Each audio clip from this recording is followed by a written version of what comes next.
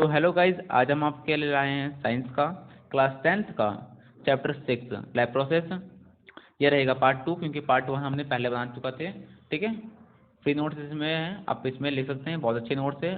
ठीक है, थोड़ा सा पढ़ते हैं ह्यूमन डाइजेस्टिव सिस्टम को। तो इसमें क्या है, टंग, जिसमें बहुत सारे जूसेस होती है। ठीक है, तो इसमें क्या होती है, फूड को इनटेक किया यहाँ से और फेगस से गया स्टमक तक।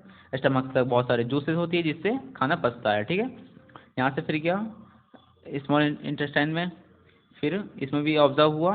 ठीक है, फिर लार्ज इंटेस्टाइन में, फिर रेक्टम और एनस के से बाहर। ठीक है, अब पढ़ते हैं इसको थोड़ा सा लॉन्ग करके। तो as shown in the flow chart, digestion begin from the mouth.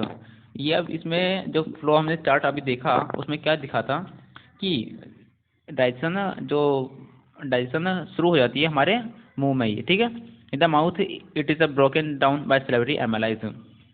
हमारे जो माउथ में क्या होता है, जो फूड का ब्रोकन डाउन होना शुरू हो जाता है, किसके हेल्प से, सिलेबरी एमालाइज से। The food moves to the stomach through the oesophagus which perform peristaltic movement. इसमें क्या लिखा है कि जो खाना है वो माउथ से स्टमक तक जाता है, किसके हेल्प से, ऑस्फेगस के हेल्प से। कौन से मूवमेंट से, तो पेरिस्टेटिक मूवमेंट। ठीक है,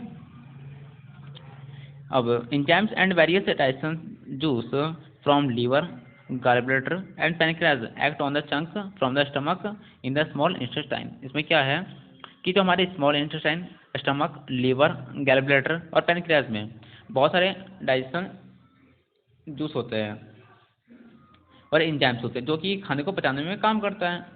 अब पढ़ते हैं, in the large intestine the remaining nutrients are observe and the left over is removed from the body through the rectum and anus. इसका मतलब क्या है, जो लार्ज इंटेस्टाइन में क्या होता है, जो भी न्यूट्रिएंट्स बच जाते हैं, पोषक जो बच जाते हैं, वो लार्ज इंटेस्टाइन ऑब्जर्व कर लेता है।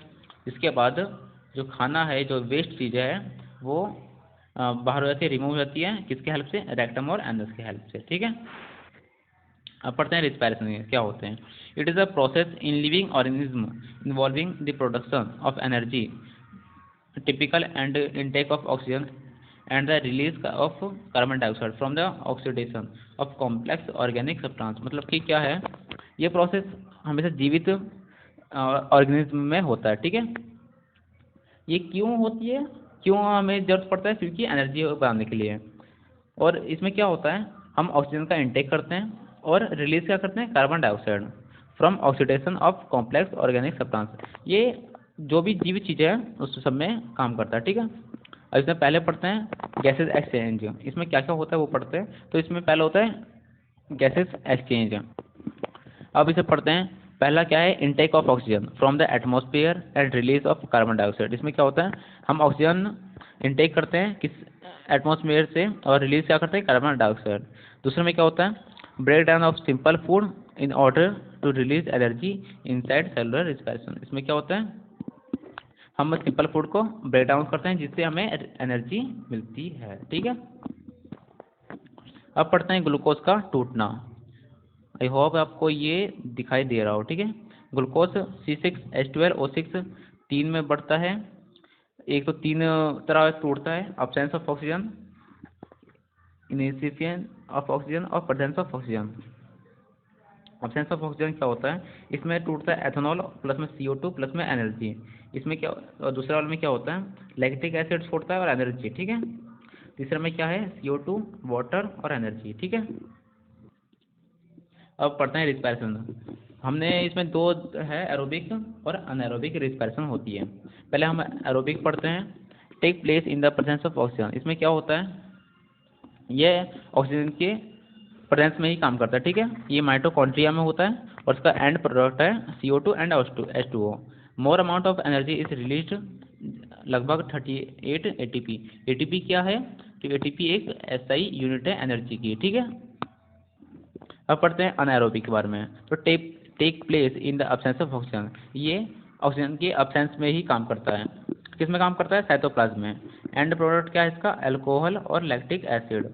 इसमें एनर्जी की मात्रा कम रिलीज होती है, लगभग 2 ATP। अब पढ़ते हैं human respiratory system, passage of air through the respiratory system. I hope आपको ये भी दिखाई दे रहा हो। पहले nostril, nasal passage, nasal cavity, pharynx, larynx, ठीक है। ये सब याद करने की चीज़ें ऊपर ऊपर के आपको याद कर सकते हो, 6-7 याद कर सकते हो ऊपर ऊपर के, ठीक है।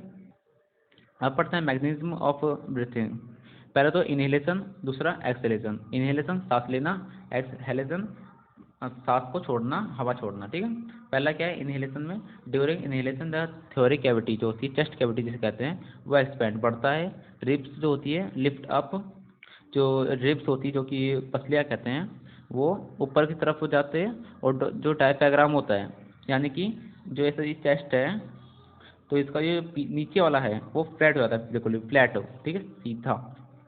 और इसमें वॉल्यूम ऑफ लंग, जो लंग्स की जो वॉल्यूम है वो बढ़ जाती है एयर अंदर जाने से, ठीक है।